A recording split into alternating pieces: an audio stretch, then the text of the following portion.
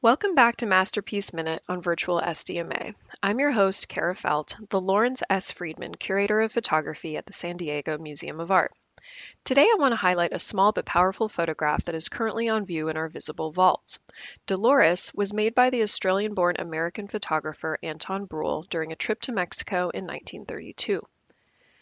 Capturing the face of an Indigenous girl, Bruehl frames her intense gaze so closely that only the patterning of her shirt is visible at the lower edges. All sense of environment is evacuated to emphasize her determined expression. There is a radical intimacy and openness in such a head-on shot. Bruehl shared that he found the subject, quote, so completely unaffected that anything but a direct presentation of the scene before me seemed insincere, end quote. Importantly, Bruehl names her in the photograph's title, reinforcing her individuality, as well as the relationship established between Dolores and the photographer. Bruehl and his tripod are even visible in her pupil.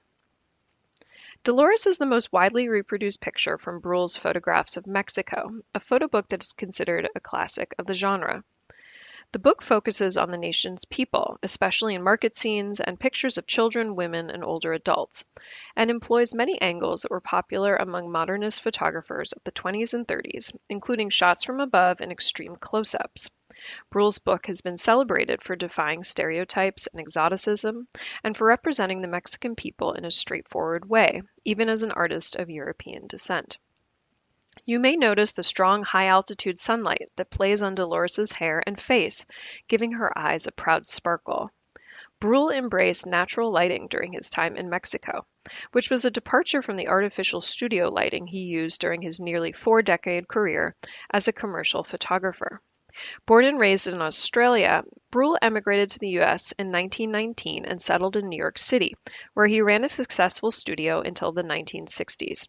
Specializing in elaborately staged and carefully lit advertising photographs as well as portraits, his photographs were seen by millions of readers in Condé Nast magazines such as Vogue, Vanity Fair, and House and Garden. He is perhaps best known for helping to pioneer color photography for Condé Nast in the 1930s. As much as Dolores portrays an individual, it also communicates its origins in Mexico in the vibrant decades after the revolution, when art was vital to rebuilding the nation.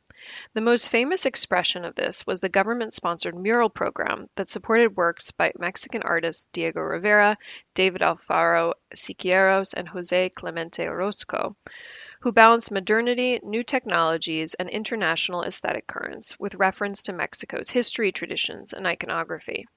In the 1920s and 1930s, Mexico was propelled onto the world stage, and Mexico City became a hub of the avant-garde, attracting photographers such as Paul Strand, Edward Weston, and Tina Modotti.